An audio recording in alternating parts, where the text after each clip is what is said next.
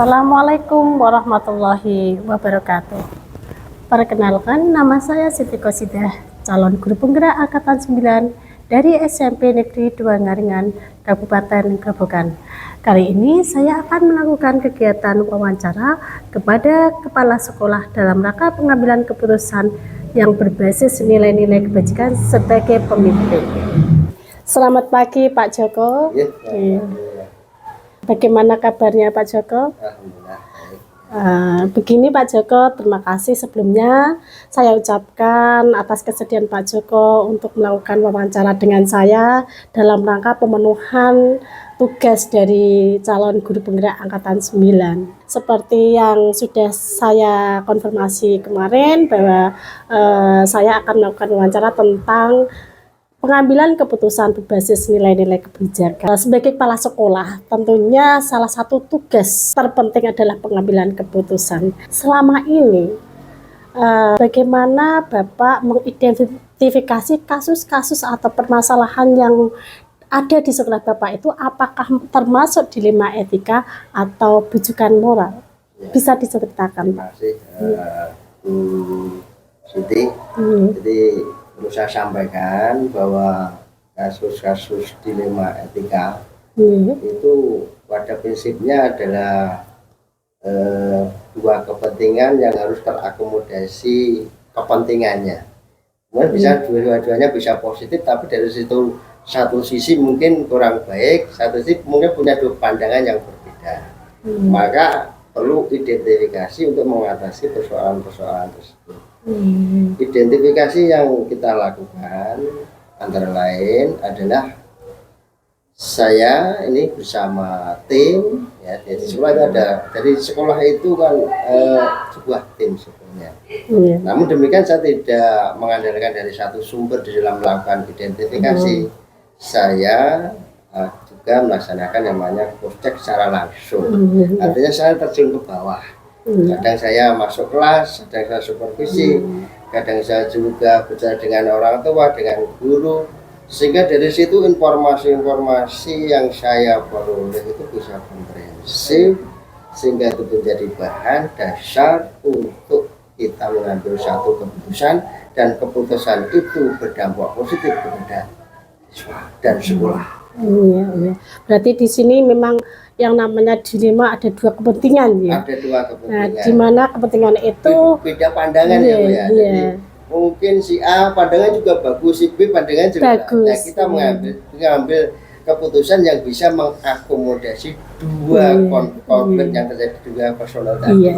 Ini yang perlu juga kita identifikasi yang baik, juga mendengarkan beberapa sumber sehingga keputusan yang kita ambil tidak merugikan dan bisa mengakomodasi kepentingan yang ada. Prinsipnya itu. Oke, jadi kaitannya dengan dilema di sini ada dua kepentingan yang sama-sama baik, ya. Nah, selama ini bagaimana Bapak menjalankan pengambilan keputusan di sekolah ini, terutama pada kasus-kasus tadi yang sama-sama dua kepentingan itu sama-sama baik, tetapi harus dipilih salah satu. Nah, ini bagaimana, Bapak? Jadi untuk mengambil keputusan, kita tidak bisa mengambil keputusan secara sepihak. Kepala sekolah sebagai komponen manajerial tentu harus wajib melibatkan stakeholder yang ada. Semua komponen harus dilibatkan, baik itu siswa, organisasi siswa, kemudian juga komite, guru, dan pendamping kepala sekolah, pembantu kepala sekolah itu perlu kita libatkan. Kenapa seperti itu? Kita akan memperoleh informasi data yang akurat, sehingga dari situ kita bisa menyusun suatu strategi, pokok-pokok pikiran yang nanti kita pakai sebagai dasar untuk mengambil keputusan yang pada prinsipnya keputusannya harus memegang prinsip keadilan, mengakomodasi semua kepentingan dan berdampak positif kepada siswa dan siswa. Intinya itu. Jadi intinya di dalam menjalankan pengambilan keputusan tadi tujuannya adalah semua harus mencapai keadilan. Iya, itu penting. Nah, Kemudian kaitannya dengan langkah. Nah, langkah-langkah yang dilakukan Bapak selama ini kaitannya dengan pengambilan keputusan itu seperti apa? Tadi kan sudah dijelaskan harus terlibat semua. Nah, langkah berarti ini harus sistematis. Iya. Agar tidak terjadi ada yang tidak dirugikan. Jadi begini. Jadi masalah itu kadang tidak satu, kadang satu dua kayaknya gitu ya.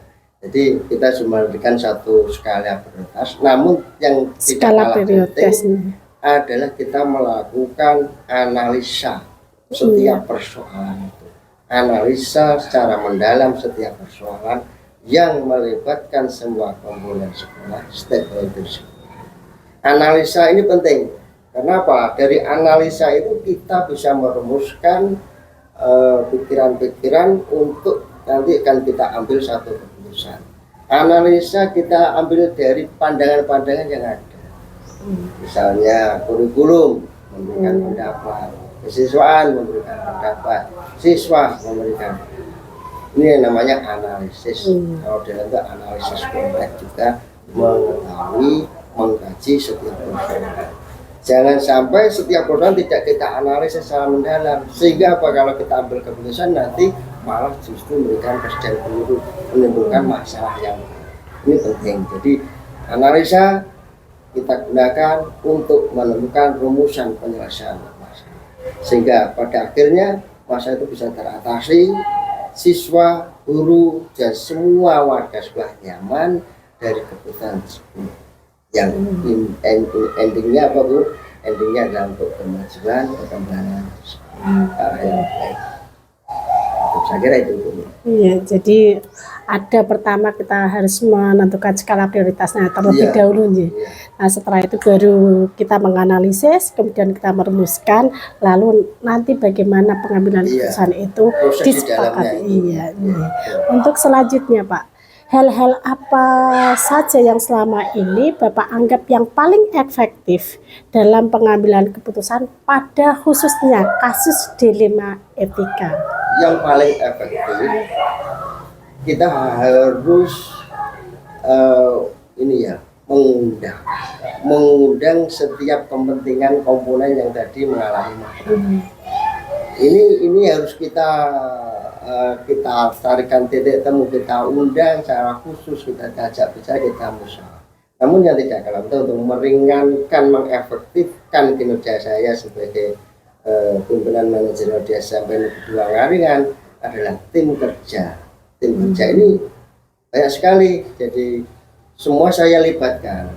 Jadi informasi saya selalu update, baik tidak hanya dari pendamping kepala sekolah saja, tapi juga dari bawah. Saya sering turun ke bawah, melihat kondisi ini betul enggak, informasi itu betul enggak, maka harus saya cek betul. Sekaligus cross check. Iya, cross check itu akan membantu saya di dalam menyusun penyelesaian masalah, menyusun atau mengambil keputusan. Namun penting juga, tim ini juga penting membantu saya, karena namanya sekolah itu tidak mungkin bisa diselesaikan 1-2 orang. Sekolah itu adalah teamwork. Seperti main sepak bola itu ya ada striker, ada penjaga, tapi tujuannya satu, muaranya satu, yaitu kemajuan sekolah. Jadi tadi luar biasa, tadi paling efektif memang harus kita melibatkan semua. Apalagi ada tim-tim itu kita manfaatkan. Kemudian tidak kalah pentingnya memang bagus sekali yang sudah pernah dilakukan Pak Joko selama ini, ya, datang langsung sampai ke bawah sehingga melibatkan diri, apalagi kaitannya dengan anak-anak. Itu penting sekali. Karena data yang kita ambil itu kita tidak asal dapat laporan kita terima, tapi kalau kita tidak ke bawah, kita tidak terjun langsung, itu data ini betul atau tidak. Kalau kita ke bawah ternyata datanya betul, ya kita tindak, kita proses, kita carikan solusi. Berarti intinya tidak menelan mentah-mentah. Nah, kemudian selanjutnya ketika dalam pengambilan keputusan itu, apakah Bapak membuat jadwal ataupun mencari salah satu tempat untuk penyelesaian masalah baik itu bentuk ataupun prosedur, mungkin bisa dijelaskan selama ini yang dijalankan, apakah harus ada kita jadwalkan dulu khusus untuk penyelesaian masalah ini gini Bu ya, masing-masing kepala sekolah berbeda gaya beda.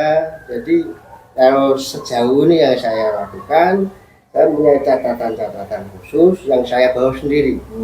Artinya setiap masalah yang ada itu saya selalu mencatat. Jadi informasi saya catat, kemudian saya ke bawah. Di samping itu yang paling penting dari data itu kita tentukan skala prioritasnya. Dan untuk jadwal tidak ada. Jadi misalnya Bapak Ibu guru saya jadwalnya menyelesaikan kan tidak. Jadi tertancang ada masalah dan mendesak untuk diselesaikan kita selesaikan. Berarti kondisional. Tapi juga harus kita jalan tadi saya sampaikan skala prioritas. Artinya apa? Kan tingkat kesulitan, tingkat berat ringannya masalah kan berbeda-beda. Ada yang berat, ada yang sedang, ada yang ringan. Yang ringan yang harus kita eksekusi. Yang berat kan butuh kajian. Butuh kajian untuk menyelesaikan masalah tersebut. Harus butuh keseimbangan supaya yang berkonflik itu bisa terakomodir semua. Ini butuh kajian dan tidak boleh lama. Kajian itu maksimal 2 hari. Cukup 1 hari, 2 hari harus sudah masalah diselesaikan. Kenapa? Kalau tidak segera diselesaikan, muncul kalau ada masalah numpuk sehingga akan menimbulkan masalah. Jadi jadwal kondisional tapi sekarang tetap jalan sehingga masalah-masalah yang perlu ya kita laksanakan, yang kira-kira agak berat, agak sulit ya kita untuk kajian secara lebih mendalam. Tapi tetap resum dari setiap persoalan itu saya selalu mencatat di dalam catatan saya. Sebagai rekomendasi nanti kedepannya ketika ada masalah yang sama kan. Betul. Setiap permasalahan itu dinamis. Kasusnya beda, ini beda. Ini sebagai media pembelajaran kita ke depannya. Nah, dalam pengambilan keputusan, adakah faktor-faktor yang paling menentukan untuk mempermudah Bapak dalam membantu pengambilan keputusan, terutama pada kasus-kasus dilema etika ini? Ya, yang mempermudah itu adalah informasi yang akurat. Dan kita kalau informasi tidak akurat, ini susah. Kita langsung mengambil keputusan juga susah, kadang merugikan. Maka paling membantu, paling mengefektifkan, saya katakan tadi bahwa sekolah tidak seorang diri. Sekolah punya tim. Sekolah adalah sebuah tim. Maka ada tim pendamping kepala sekolah, ada kesiswaan, ada kurikulum, sarjana, BK, OSIS, kemudian lembaga siswa, kemudian macam-macam itu semuanya itu adalah mengefektifkan kerja saya sebagai manajerial untuk keputusan secara bijaksana dan berdampak positif kepada. Berarti memberdayakan semua tim ya. Jadi semuanya punya andil sesuai dengan tupoksinya masing-masing. Oke, terakhir ini Pak. Nah, dari tadi sudah panjang lebar. Nah, dari semua hal yang sudah Bapak sampaikan tadi, pembelajaran apa yang dapat Bapak petik dari pengalaman Bapak selama pengambilan keputusan kaitannya dengan kasus dilema etika? Masalah dilema etika itu berkembang macam-macam, jenisnya juga bermacam-macam.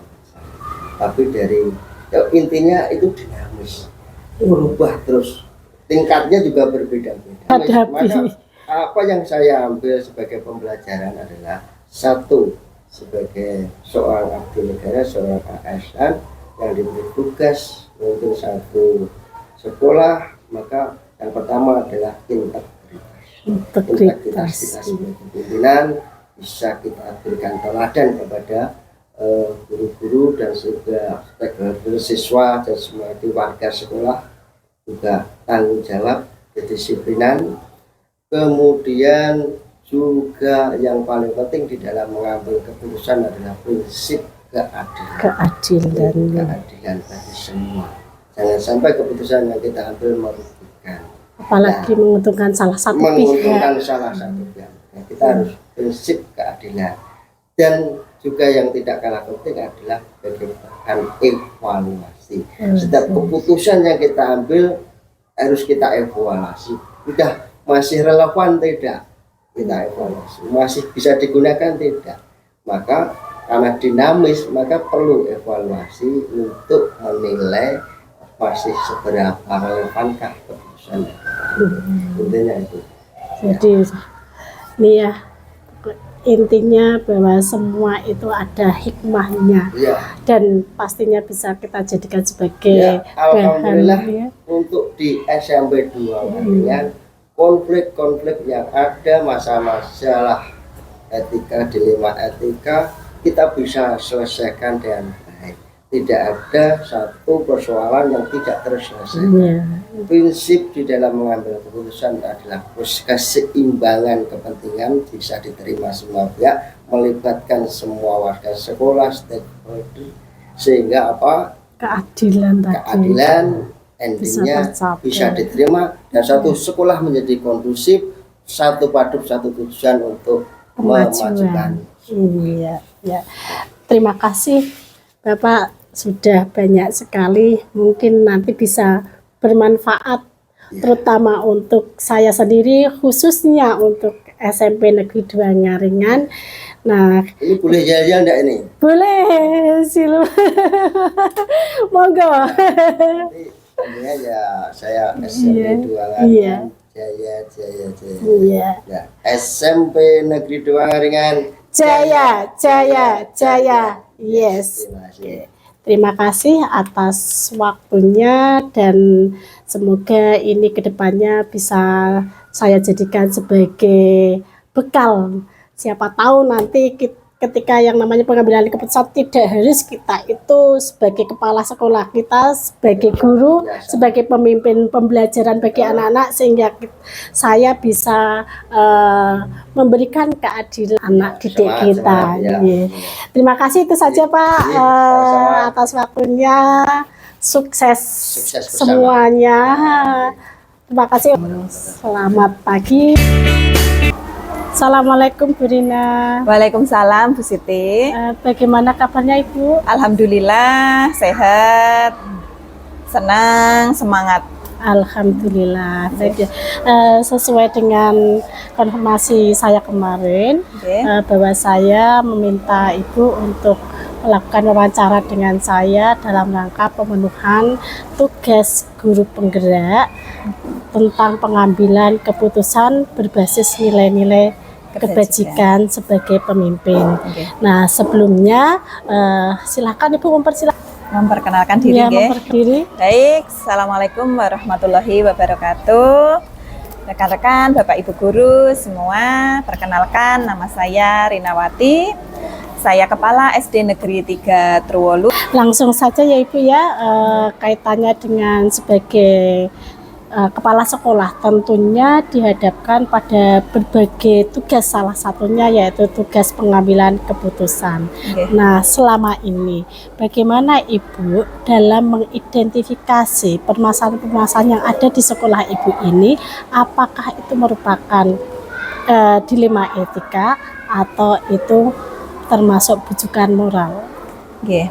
Begini Bu Siti, dalam setiap permasalahan yang ada di sekolah, saya tentunya mengidentifikasi ini dilema etika ataukah bujukan, sekedar bujukan moral.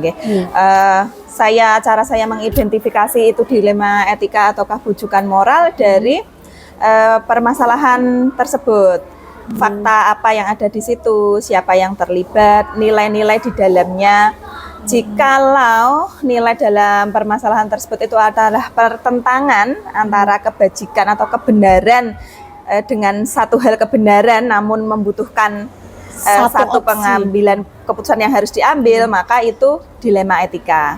Namun kalau satu opsi adalah sesuatu yang benar, sedangkan opsi lain itu sebetulnya kalau kita kaji adalah suatu kesalahan, itu lebih mudah lagi dalam pengambilan keputusan kita, karena kita tetap harus yang hanya disuguhkan benar, salah, benar dan salah, maka kita lebih mudah untuk memilih yang benar.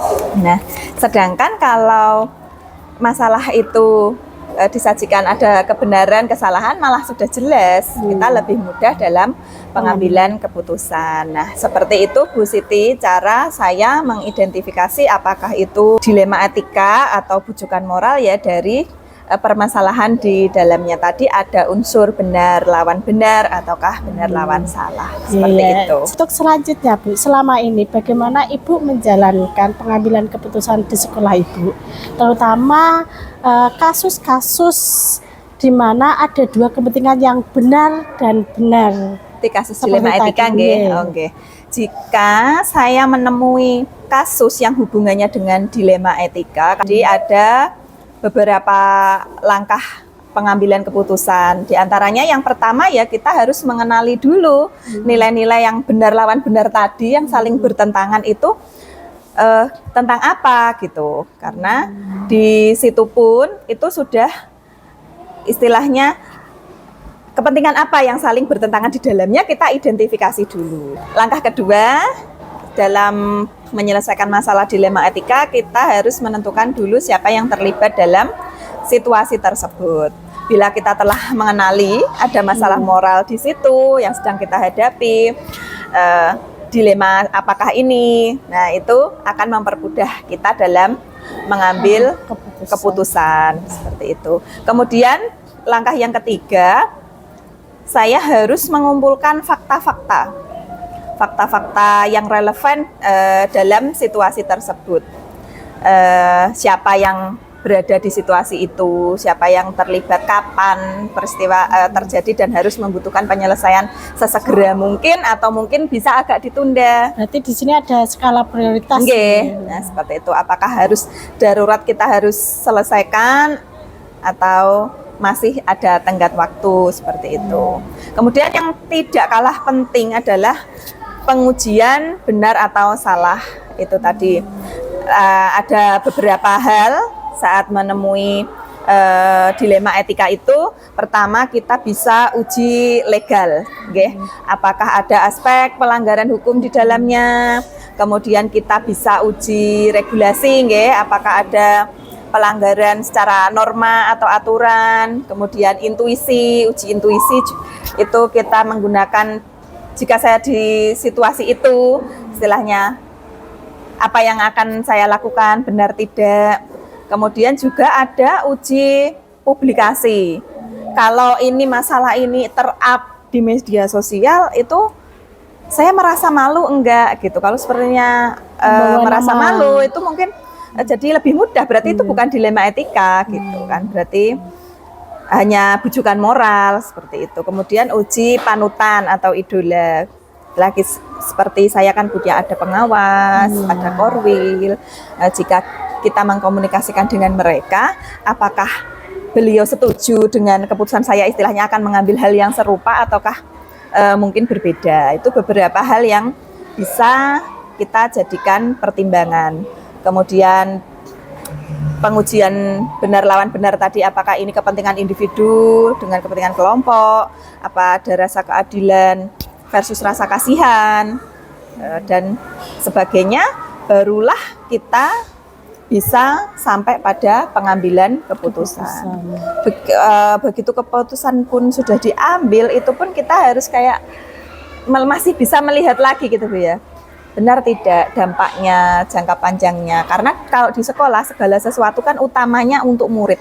Segala yang dilakukan oleh guru dan staf di sekolah itu untuk memenuhi kebutuhan murid. Jadi bukan kebutuhan kita gitu. Utamanya yang harus kita penuhi dan segalanya itu untuk murid. Kalau kita sudah melaksanakan untuk murid, segala sesuatu kita lakukan dengan tulus untuk memenuhi kebutuhan murid, insya Allah diberi kemudahan-kemudahan dalam pengambilan keputusan. Intinya meskipun sudah langkah-langkah kita lakukan, pastinya tetap endingnya kita harus tujuan utama untuk murid. Iya. Selanjutnya, hal-hal atau prosedur yang biasa dilakukan Ibu selama ini, apakah memang sudah mengacu pada tadi 9 langkah itu atau belum? Kalau saya berusaha mengacu ke langkah-langkah tadi Bu, cuman ya kita lihat lagi tadi diidentifikasi butuh secara cepat, harus keputusan ini saya ambil dengan berbagai langkah atau tidak, karena ini darurat misalnya harus saya lakukan dengan cepat ya, melihat lagi pada masalahnya. Jadi pertama kita harus identifikasi dulu masalah itu. Tahu masalahnya, akar masalahnya, kemudian yang terlibat di dalamnya, akibatnya nanti bagaimana itu kita harus berpikir cepat tapi juga tepat. Karena terlalu permisif juga tidak baik kan, kita kesannya terlalu membiarkan, tapi terlalu kita sedikit hal istilahnya kalau itu tidak berkaitan dengan moral kita istilahnya terlalu urus juga kesannya terlalu apatis. Jadinya kita harus bisa menempatkan diri di mana yang situasi mana yang harus cepat, harus bisa permisif, disegerakan, dicepatkan, tetapi juga harus mencakup semua aspek yang terlibat itu ya. Dan mengambil paling sedikit resiko. Mencari istilahnya resiko yang paling kecil. Nah, kemudian tadi langkah-langkahnya sudah jelas bahwa mengidentifikasi, kemudian pada akhirnya mau dilakukan secara cepat atau tidak bergantung pada akar permasalahannya. Nah, kemudian hal-hal apa saja yang selama ini Ibu anggap efektif dalam pengambilan keputusan kaitannya dengan dilema etika ini? Yang dianggap paling efektif kalau menurut saya tadi tujuannya untuk murid. Yang saya ambil ini menguntungkan murid atau tidak. Kalau sekiranya itu dasar yang paling utama saat di sekolah, karena kita ada melayani murid, melayani masyarakat. Jadi saya patokannya kalau saya melakukan atau mengambil keputusan ini, murid dirugikan ataukah diuntungkan ataukah tidak berpengaruh gitu. Jadi yang kita akan lakukan adalah yang lebih menguntungkan anak didik, dan kedua seluruh warga sekolah, baru masyarakat. Jadi intinya adalah yang membuat efektif adalah anak. Itu saja pertanyaan saya, ini menguntungkan nggak untuk anak? Ini sesuai nggak untuk kebutuhan anak? Jadi best dasar dari setiap pengambilan putusan kepemimpinan di sekolah adalah murid. Hasil akhirnya karena murid. Terus muaranya ada manfaatnya nggak ini untuk anak gitu, atau justru merugikan seperti itu. Kalau jelas merugikan ya tidak kita ambil. Untuk selanjutnya, adakah ketika pengambilan keputusan yang Ibu lakukan itu tantangannya? Ya, dan misalnya saja ada yang paling beratnya, contohnya seperti apa? Tadi tantangan banyak ya Bu, dari segi istilahnya lingkungan sendiri, istilahnya seperti para guru-guru kita sendiri, karena terkadang semua hal itu kan akan mudah kalau kita lakukan dengan hati, dan itu belum semuanya bisa. Nah, itu bukan suatu hambatan, tapi ini adalah tantangan bagaimana kita bisa mengajak rekan-rekan untuk bekerja dengan sebaik mungkin dari hati untuk anak. Itu memang tantangan yang terbesar adalah hati masing-masing. Baru kita bergerak. Kalau kita sudah sadar, kita akan bergerak dengan sendirinya. Nah, selanjutnya menggerakkan orang lain. Nah, menggerakkan orang lain itulah tantangan yang harus kita hadapi. Menggerakkan dalam pengambilan keputusan tadi. Iya, karena tidak semua saat kita mengambil keputusan seperti ini, mungkin yang tidak sesuai dengan hatinya akan frontal atau kontroversi, tidak setuju karena memang belum tahu. Itulah tantangan kita untuk memberitahu kepada mereka bahwa apa yang saya lakukan sebagai seorang pimpinan tentu tidak, istilahnya bukan untuk kepentingan sendiri, namun untuk kepentingan anak. Ada hal yang mungkin dirasa agak berat atau apa, itu tujuan utamanya adalah untuk anak, bukan untuk saya sendiri, dan harus bersabar. Tantangannya sebetulnya dari situ, dari hati. Kedua, kemudian tantangan di sisi agama, kemudian masyarakat. Contoh real seperti ini, kadang kita akan ekstrakurikuler sore. Nah, sementara terbentur dengan anak-anak ngaji sore. Maka itu juga sebagai tantangan yang perlu kita hadapi, bagaimana kita bisa bekerja sama dengan orang tua, bagaimana kedua-duanya bisa berjalan seperti itu. Kegiatan sekolah juga baik, Nggih, agamanya mengaji juga bisa baik seperti bisa apa. Nah, berjalan. seperti itu banyak sekali sebetulnya Bu Siti tantangan-tantangan seperti itu yang membutuhkan kita memang harus mengambil keputusan yang kita mungkin rasa kok berat, nggak enak hati, tapi ini harus saya ambil, ini demi anak, istilahnya gitu ya. Mungkin kalau berat, waktunya benturan, gurunya kurang, masih bisalah diusahakan gitu istilahnya. Dengan cara duduk bersama. Iya, bukan berarti tidak bisa, tetap bisa diselesaikan.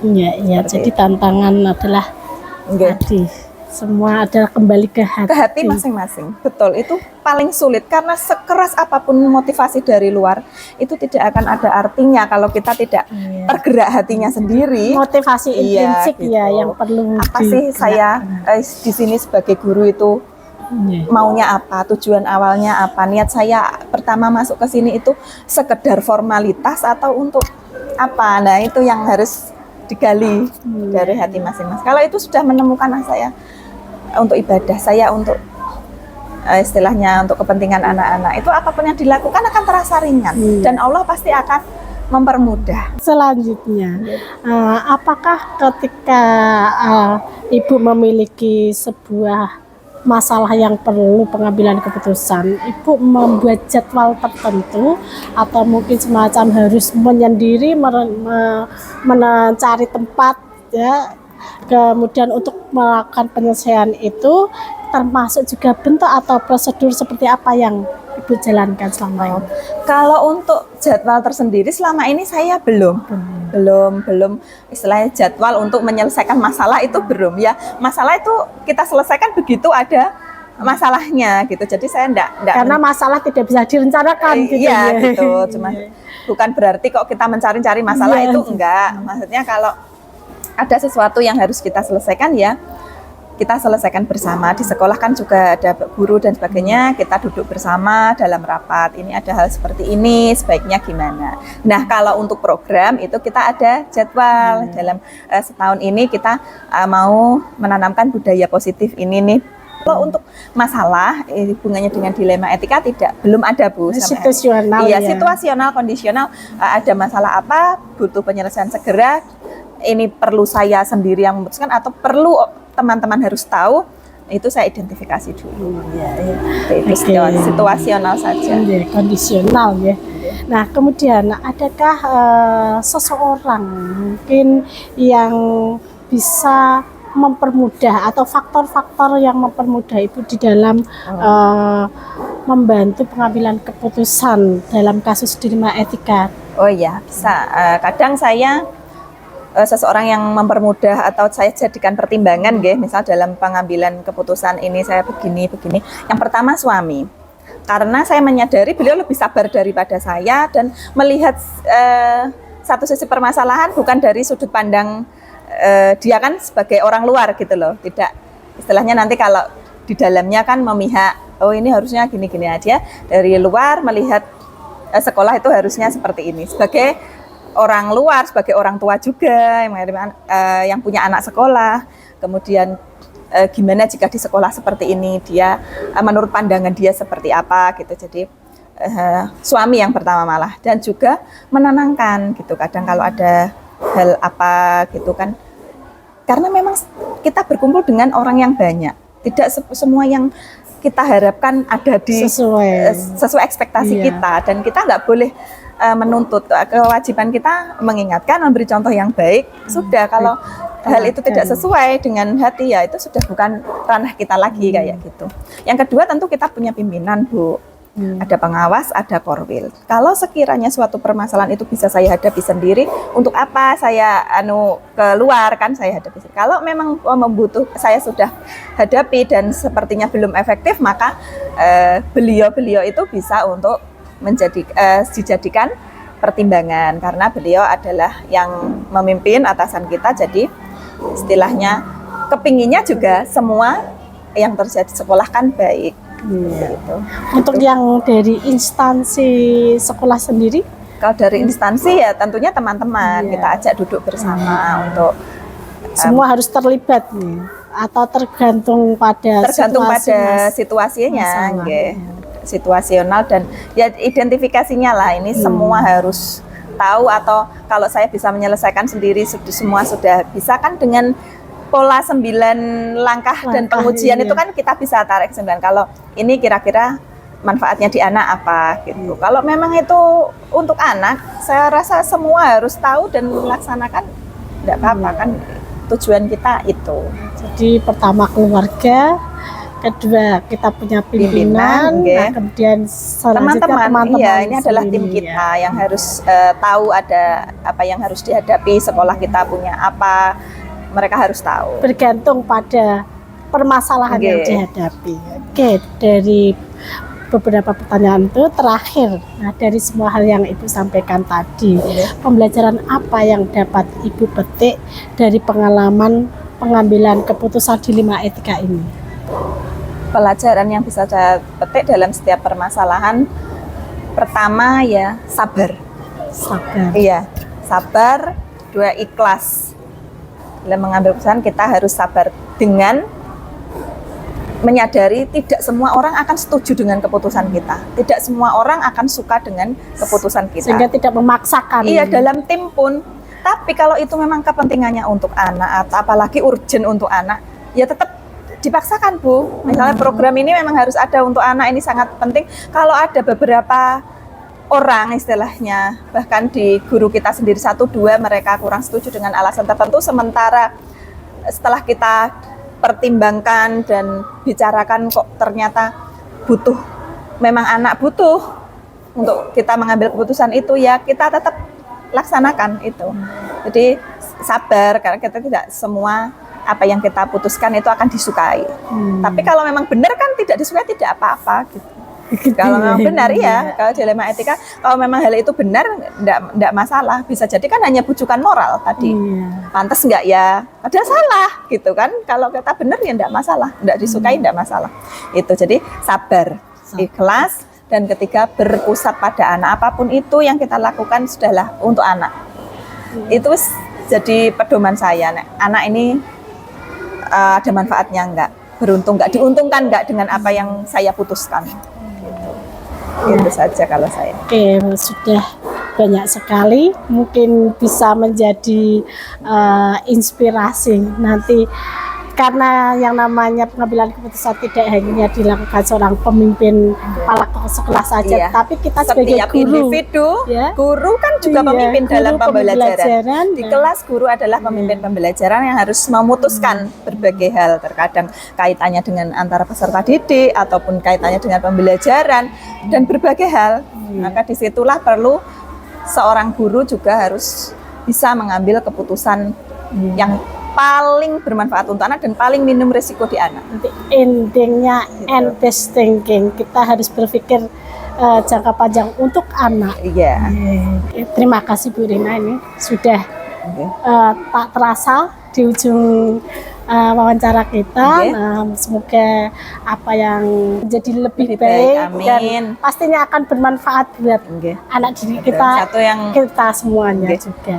Selalu yang diingat, kita selalu harus belajar.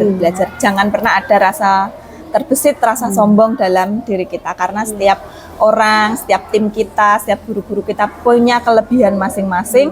Kita pun juga punya banyak sekali kekurangan, namun tetap harus kita butuh mengambil keputusan, ya itu harus kita laksanakan.